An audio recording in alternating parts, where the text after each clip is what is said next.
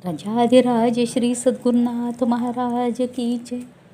आनंदम ब्रह्म सुलभ आत्मज्ञान साधकांचा नित्यमनन ग्रंथ. बोधक श्री समर्थ सद्गुरू गणपतराव महाराज कन्नूर.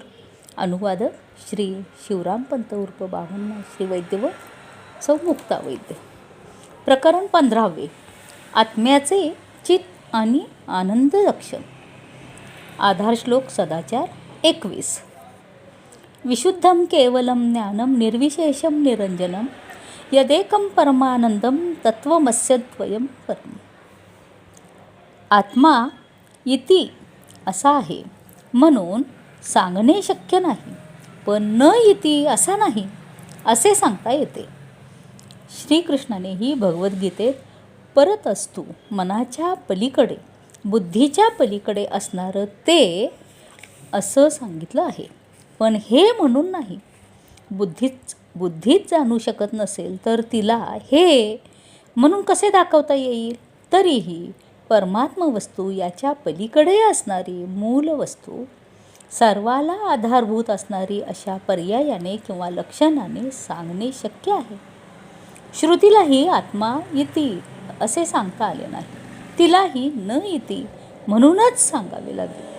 न त्वं देहो न इंद्रियानी न प्राण न मनो निधी न बुद्धिही असे वेदही नेती पुखानेच बोध करतो.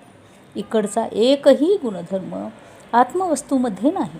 नाम नाही, रूप नाही, आकार नाही, गुण नाही, देश नाही, काल नाही, ही सर्व इतिमध्येच येतात. म्हणून या सर्वांपेक्षा वेगळा असणारा, या सर्वांच्या पलीकडे असणारा असे सांगण्यासाठी सद्वस्तूला ते म्हणून संबोधले आहे.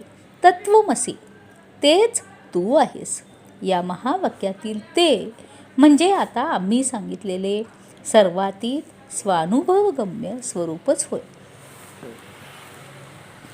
वर नमूद केलेली यथार्थ अनुभव दृष्टी सोडून देऊन त्याग करून आत्म्याला बुद्धीने जाणावे असा हव्यास बाळगणे ही गोष्ट आम्हाला शेवटपर्यंत असमाधान अशांतीच देते. जे जाणता येत नाही त्या वस्तूला जाणायला जाऊन अजून मला समजेना म्हणून आपण उद्विग्न होतो. असे होण्याचे कारण म्हणजे आपण तो इकडच्या काहीतरी लक्षणाने युक्त आहे असा चुकीचा समज करून घेतला आहे. हे होय, आणि त्यामुळे आपण चुकीचा मार्ग धरतो. त्याच्यात नसणाऱ्या लक्षणाने त्याला जाणण्याचे साहस करून अपयशी होतो. मग ज्ञान प्राप्त करून घ्यावे म्हणजे काय असे तुम्ही विचाराल तर त्याचे उत्तर असे: आत्मा सर्व लक्षणरहित असल्याने तो बुद्धीने जाणता येत नाही. असे असले तरीही तो स्वानुभवानेच गम्य आहे ही गोष्ट जाणून घ्यायला हवी. आत्म्याचे परिपूर्ण ज्ञानस्वरूप पाहायला कोणत्याही साधनांची आवश्यकता नाही. ते स्वयंप्रकाश आहे. जसे सूर्य पाहायला कोणत्याही दिव्याची गरज नाही, तसे आत्मा पाहायला डोळे इत्यादी कोणतीही इंद्रिये नकोतच नको. बुद्धीचीही आवश्यकता नाही. स्वयमेव ज्ञानस्वरूप आत्मा पाहण्यासाठी किंवा त्याचा अनुभव घेण्यासाठी कोणत्याही अंजनाची गरज नाही.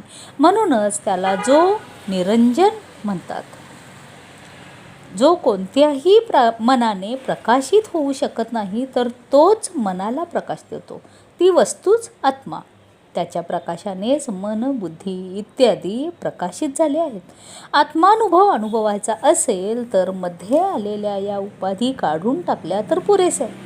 पाहणे सोडून, कल्पना करणे सोडून, मी हा अहंकार सोडून असे सर्व काढून टाकून आहे तसे राहिला तर आत्म्याचा अनुभव आपोआप येतो. सर्व काही निरसन केल्यानंतरही जे केवल ज्ञान उरते ना तेच तू. पण ज्ञानस्वरूप मी आहे असे म्हणणे ही एक वृत्तीच असल्याने ती विशेष भाव तू नव्हेस. तू काही सदैव त्याच वृत्तीरूपाने असत नाहीस.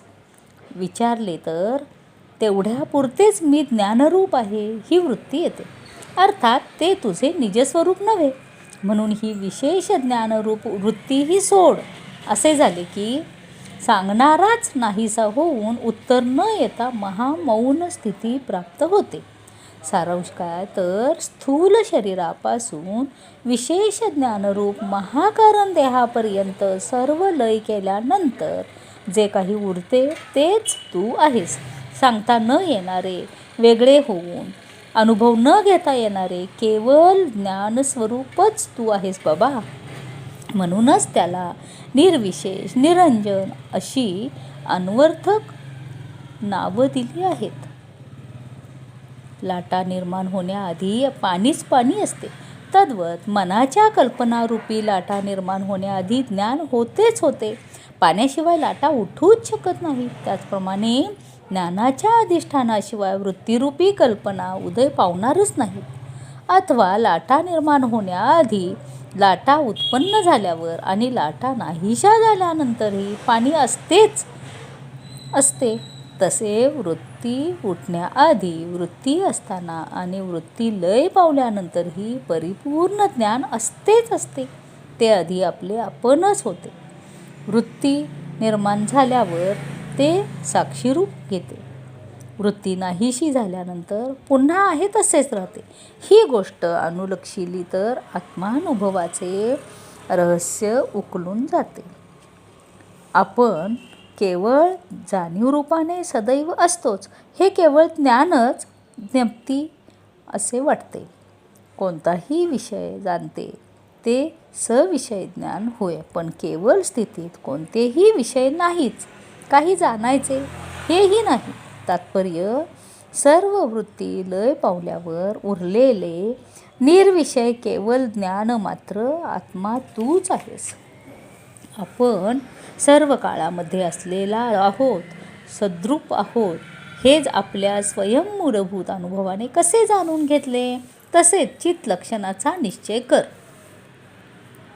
मी केवळ चिन्मात्र असून या पाहण्याशी, कल्पना करण्याशी, विषय जाणण्याशी संबंध नसलेले तेच माझे अगाध अस्तित्व आहे. वेगळे होऊन न दिसता आपले आपणच असणारे केवळ अनुभवस्वरूप मी झालो आहे. ही गोष्ट त्रिपुटी रूपाने वेगळे होऊन अनुभव न घेता तुला तुझे जे स्वाभाविक दृढ वाटणे त्याने निश्चय कर. सामान्यतः सर्वांची विचार करायची पद्धत कशी असते तर काहीतरी वेगळे होऊन जाणले तर, दिसले तरच ती वस्तू आहे असे ते मान्य करतात. पण जे स्वयमेव आहे, सर्व जाणीवांना आधारभूत आहे ते मान्य करत नाही. या मंदिरात हजारो लोक बसले आहेत असे निशंकपणे सांगतात. पण या सर्वांना आधारभूत जमीन आहे हे मात्र त्यांना मान्य नसते. जमीन दिसत नाही म्हणून ते नाही म्हणतात. पण जमिनीचा आधार नसेल तर सर्वजण बसूच शकणार नाहीत. या गोष्टीचा विचारच करत नाहीत. त्याचप्रमाणे आपण जे मूल ज्ञान सर्व वस्तू ज्ञानांना आधारभूत आहे, स्वयंसिद्ध आहे, परिपूर्ण आहे ते नाही असे मानत आहोत. याचा मतितार्थ म्हणजे आपल्यामध्ये आपण अंतर्मुख होऊन पाहिले तर केवळ ज्ञानस्वरूप असणारा अनुभव आपल्यात असतोच असतो याची प्रचिती येते.